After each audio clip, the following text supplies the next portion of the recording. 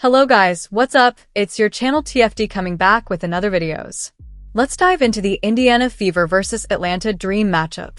And yes, the Fever got the win. Now, before I go too far, let me throw out a big OL caveat here because I think it matters. This is preseason. So everything I say from this point forward, every compliment, every critique, every theory comes with the understanding that preseason is just that, preseason. Teams try different lineups. They test plays they might not normally run, players push themselves or hold back depending on what the coaches are looking for. So, yeah, some things that happen now, you might not see them in the regular season. The preseason record? It's not always a preview of what's to come. We've seen teams in the NFL, MLB, you name it, go undefeated in the preseason and fall flat when it counts. Alright, with that said, let me start with this. Lexie Hull. Monster game. Absolute beast. The Fever do not win this game without her stepping up big. Correct me if I'm wrong, but she made winning plays all over the court. Before we even get into more analysis, though, I gotta mention Sophie Cunningham. Tough moment. She went up for a rebound, came down on someone's foot. Classic land in the wrong place, ankle roll. We've all seen it before. It happens to everyone. No update yet on her condition, so fingers crossed it's nothing serious. Now, let's talk about the broadcast, and I'm trying not to rant, but come on. Between the camera work, the announcing, and the officiating, it was borderline unwatchable at times. There were moments where a player would shoot a free throw, and the camera would cut away from the basket to a close-up of the player's face, so we're just sitting there like, wait, did it go in? No idea. None. The fundamentals of broadcasting a basketball game have existed for decades. There's a formula. Stick to it. I could honestly make a whole separate video just roasting the production crew, but I'll leave it there for now. Anyway, let's just hope Sophie Cunningham's okay. Hopefully, it's just one of those tweaks, hurts like crazy in the moment, get some ice on it, stretch it out a bit, and she's good to go for opening night. Fingers crossed on that one. Now, Lexie Hall. Let's talk about it. Look at this stat line. 23 minutes, 6 of 12 from the field, 2 of 3 from the line, 14 points. Add on 5 rebounds, 4 of those offensive, by the way, and at least 1 or 2 of those led directly to buckets. On top of that, for assists, 1 steal, and 0 turnovers. And I'm pretty sure, correct me if I'm wrong, but all 14 of those points came in the fourth quarter. Clutch doesn't even begin to cover it. The Fever needed that, too, because let's be honest, the team didn't shoot all that well overall. They finished at 43.8% from the field. Not awful, but not great either. From deep, they hit 34.8%, which is respectable, but still not enough to say they had a hot shooting night. And yet, they got it done. Kelsey Mitchell, Caitlin Clark, and Lexie Hull, the 3 returners, all hit double figures, and they all looked solid. Now, Kelsey, she had a few possessions where she slipped back into that pre-Caitlin version of herself. Little ISO heavy, force the issue type stuff. That's always a bit of a red flag. But to her credit, she's also been stepping it up defensively. She had one really strong defensive sequence in this game that made me go, okay, Kelsey's buying in. And that's huge for this team's growth. Alright, let's break this down. I'm going to give you the real. It's not just going to be all hype and no substance. Yeah, there were some solid flashes, but if we're being honest, this was not a good-looking performance overall. It just wasn't. Now, yes, the officiating? Brutal. Just all over the place. But even with that caveat, this was rough.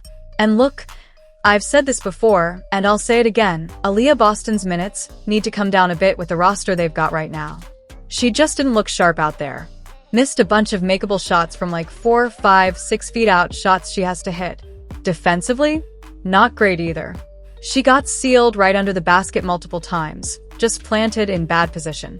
And there was one play that really stuck out. Sophie Cunningham came down to double, and Aaliyah didn't rotate to the baseline like she's supposed to. That led directly to a big bucket for Atlanta. That can't happen.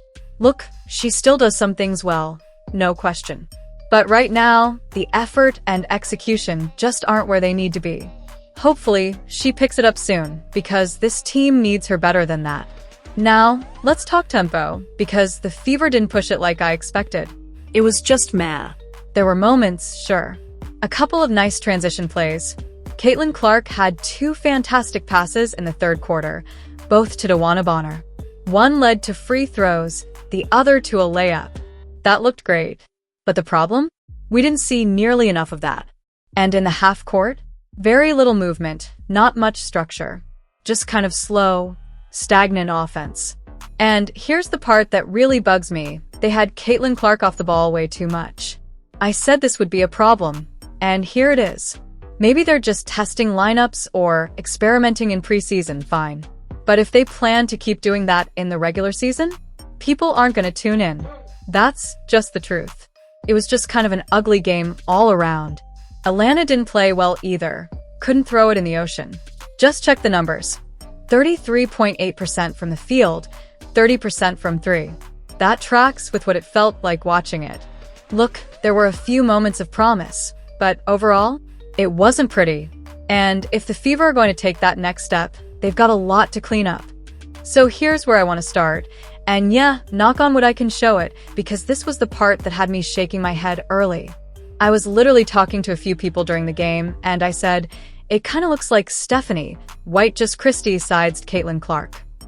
And unfortunately, I wasn't joking. For the entire first quarter, Caitlin was off the ball. She wasn't bringing it up. She wasn't initiating. She was just there.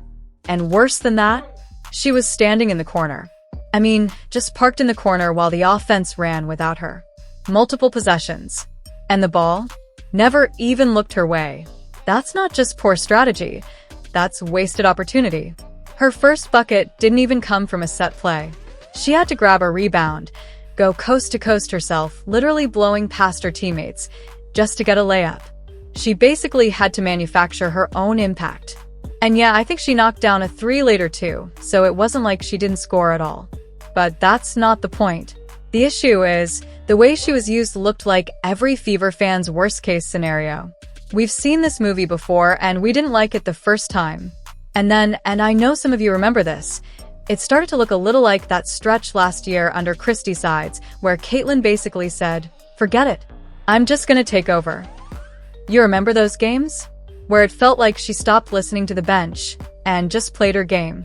Now, I'm not saying that's what happened here.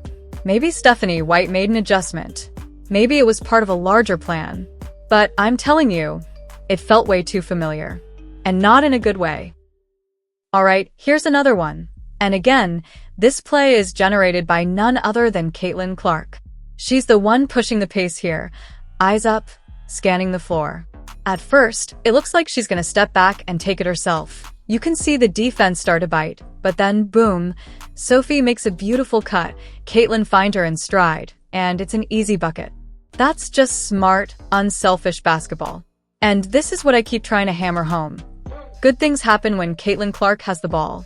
Even plays that don't result in her getting the assist, or even a touch on the stat sheet, come because of her gravity. I'll show you this quick one too.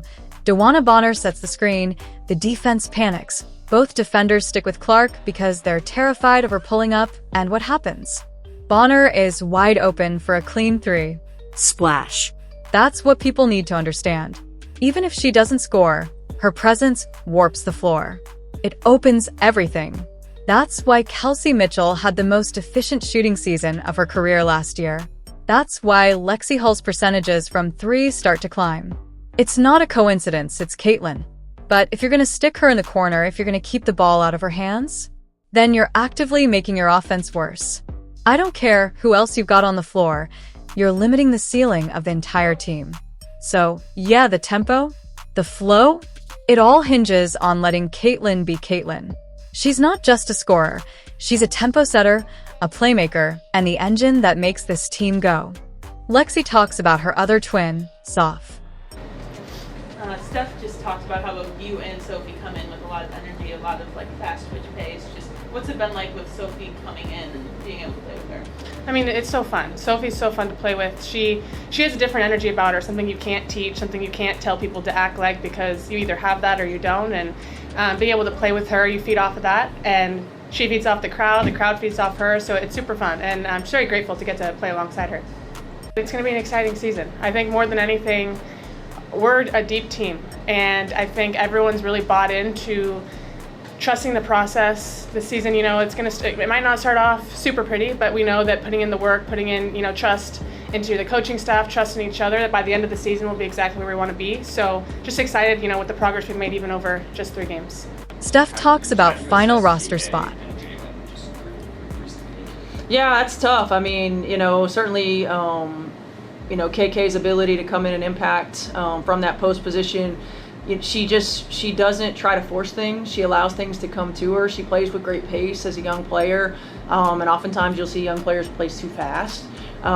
She's poised and she's ready when her number's called. And JB too. I mean, JB is dynamic. She's athletic. You know, she has a great ability to get downhill. You know, she and Kelsey are really deadly in that mid-range. She's a great rebounding guard. So it's a tough job to have to compare those two because they just bring such different aspects to our team and to our game. Thanks, so. Mm-hmm.